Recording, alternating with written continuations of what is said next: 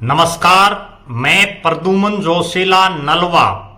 हमारे पड़ोसी राज्य राजस्थान में विधानसभा के चुनाव हो रहे हैं और विभिन्न पार्टियां अपने अपने उम्मीदवारों की सूची लगातार जारी कर रही है, क्योंकि नॉमिनेशन बिल्कुल जो आखिरी पायदान है नॉमिनेशन करने का वो आ चुका है। 25 तारीख को वहां वोटिंग होगी और 3 दिसंबर को चुनाव परिणाम आएंगे। भारतीय जनता पार्टी ने अपनी तीसरी जो सूची जारी की उसमें एक ऐसे नाम सामने आया जिसने न केवल राजस्थान की राजनीति को बल्कि हरियाणा प्रदेश की राजनीति को भी हिला करके रख दिया।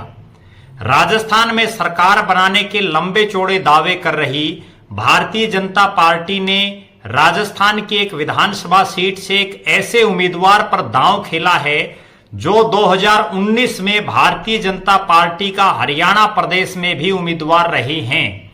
और वो ना केवल उन्होंने हरियाणा में कमल के चुनाव चिन्ह पर भारतीय जनता पार्टी के प्रत्याशी के रूप में चुनाव लड़ा, बल्कि वो यहां पर तीसरे नंबर पर रही। तीसरे नंबर पर रहने वाली प्रत्याशी पर भारतीय जनता पार्टी ने राजस्थान में की एक बहुत ही महत्वपूर्ण और प्रतिष्ठित जो विधानसभा सीट है, जिस पर पूरे राजस्थान की नजरें लगी हुई हैं, एक महत्वपूर्ण विधानसभा की सीट है, वहां से उनको चुनावी मैदान में उतार दिया है। ये कोई और बड़ा नेता नहीं बल्कि एक ऐसी युवा नेत्री है जिसको 26 साल की उम्र में भारतीय जनता पार्टी ने पार्टी में शामिल होते ही हरियाणा के मेवात जिले के जो नूह जो जिला है, मेवात क्षेत्र के पुन्हाना विधानसभा क्षेत्र से इनको टिकट दिया।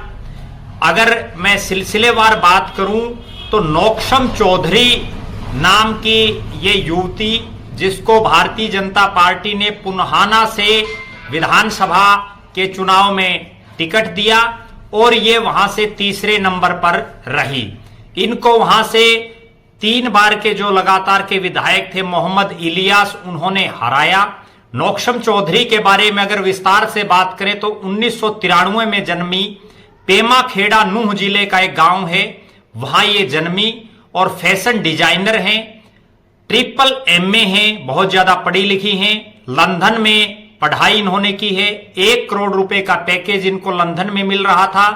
विदेश में पढ़ी लिखी नौक्षम चौधरी के पिताजी जज रहे हैं और उनकी माताजी आईएएस हैं। एक बहुत ही पढ़े लिखे परिवार में उनकी परवरिश हुई और बहुत ही सौम्य और सुंदर स्वभाव की नौक्षम चौधरी अपने परिवार की राजनीति में आने वाले पहली शख्स हैं। ना केवल महिला बल्कि युवाओं में भी उनका अपना एक अच्छा खासा क्रेज है। और बेशक वो भले ही तीसरे नंबर पर पुन्हाना में रही हो, लेकिन जब उनको टिकट मिली 26 साल की उम्र में, तो हरियाणा प्रदेश के तमाम राजनीतिक दलों के बड़े बड़े राजनेता जो है इस बात को सुनकर के चौंक गए थे कि मेवात की धरती पर 26 साल की एक लड़की, जिसने सितंबर 2019 में ही बीजेपी ज्वाइन की और सितंबर 2019 में ही बीजेपी ने उनको प्रत्याशी बना दिया और उन्होंने अपनी मेहनत के बल पर जो है अच्छे खासे वोट, लगभग 21,000 वोट, 21,421 मत जो है उन्होंने प्राप्त किए।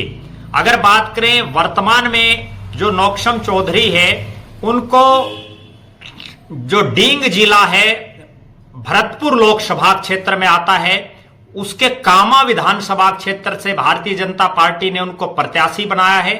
कामा एक ऐसी विधानसभा क्षेत्र है जहां 40 साल से कांग्रेस पार्टी के विधायक 40 साल जीते हैं। वर्तमान में भी वहां से कांग्रेस पार्टी की विधायिका जाहिदा खान है, जो अशोक गहलोत की सरकार में मंत्री भी हैं। और लिहाजा ये जो पूरा क्षेत्र है मुस्लिम बाहुल्य है। नौक्षम चौधरी अनुसूचित जाति एससी वर्ग से आती हैं।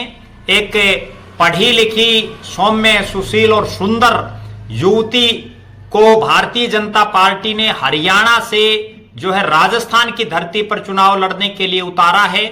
जिस क्षेत्र से नौक्षम चौधरी आती हैं, बिल्कुल इसके साथ लगता ही भरतपुर जिला है और भरतपुर लोकसभा क्षेत्र है। और डींग जिले का जो कामा विधानसभा क्षेत्र है वो भी मेवात के साथ लगता है। बहुत ही महत्वपूर्ण विधानसभा सीट है इस पूरे क्षेत्र की, और लिहाजा इस एक ऐसी सीट पर भारतीय जनता पार्टी ने हरियाणा की एक युवा नेत्री पर जो दांव खेला है, देखना यह है कि कांग्रेस के गढ़ को तोड़ने के लिए जो 40 साल से कांग्रेस यहां जीतती रही है, उस गढ़ को तोड़ने के लिए यह युवा नेत्री कितनी मेहनत करती है, क्या ये कामयाब हो पाती है, उस पर भी हमारी नजरें बनी रहेंगी। हालांकि पिछली बार जब इनको टिकट दिया तो ये बिल्कुल नई नवेली जो है राजनीतिक मैदान में आई थी, और जो ही इन्होंने बीजेपी ज्वाइन की त्यों ही इनको पार्टी ने टिकट दे दिया। पेशे से फैशन डिजाइनर और उसके बाद अब राजनीति में आई नौक्षम चौधरी